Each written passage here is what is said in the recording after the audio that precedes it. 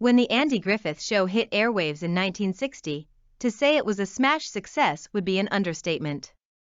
The Andy Griffith Show never dipped below 7 in the Nielsen ratings during its original run. It was a home run from the very beginning. That doesn't mean that it didn't have its share of early season woes.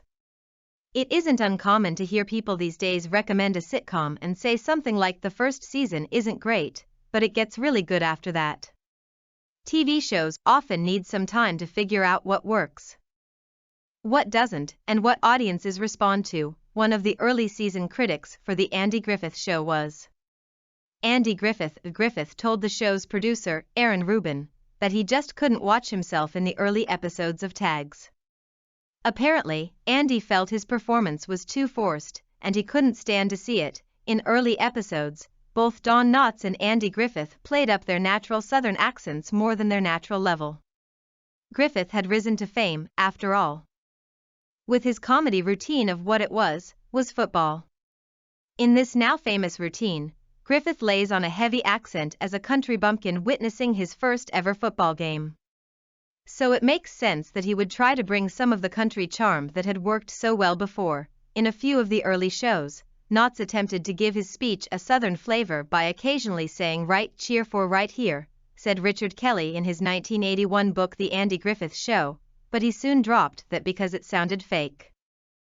Andy, too, abandoned his exaggerated Southern accent for his natural speech by the end of the second year of the series. Andy, in the beginning, I think laid on his Southern dialect more than he really had, Don Knotts said in an interview with the Television Academy Foundation. But he pulled that way back as he went on. Originally, I think he was doing the character he did in No Time for Sergeants.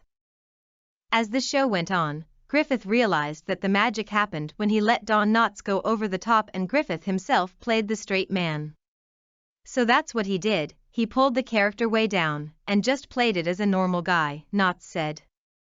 He has a natural Southern accent, anyway. He didn't have to put any more on, so it turns out that what people wanted from Andy Griffith was for him just to be himself. Oh come on now, Aunt B, Sheriff Andy teases the woman who raised him. He's prying about a man in town who has asked Aunt B on a date, or so Andy has heard through the grapevine. Can't expect to keep a flaming romance like that secret for long. When you read the words Aunt B, if you're a fan of the Andy Griffith Show, you know it's pronounced like Aunt B and not like ONTB. For Andy Griffith, it made a big difference how you pronounce the word aunt, because, for people who grew up in the South like him, it's always aunt and never ONT or auntie. That's why the classic TV star put his foot down when the writers of the Andy Griffith Show originally introduced the character in The New Housekeeper as Auntie B. I told them at first rehearsal, no one's called Auntie anything, Griffith told the Miami Herald-Sun in 1960. It's Aunt. Pronounced Aunt, of course, there was no way to contradict their star on this one. Griffith said they changed the name right there on the spot during that first rehearsal. He said insisting on changes like this was one way he helped the show maintain its authentic Southern roots. Things like that you wouldn't know, less you lived down there, Andy said. Today in the United States, most folks seem to agree with Andy's pronunciation of Aunt for Aunt B, with a somewhat recent map from a dialect survey about 10 years ago showing that 75% of the country uses that pronunciation. One blogger posted in 2009 about having anti-anxiety when trying to decide how to pronounce the word.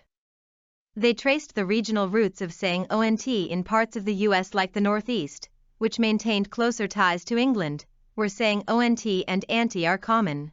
Pretty much everyone else in the country left the Brits behind to march ahead with aunt instead. Another creative way that people say the word aunt bends the vowels to sound like ain't.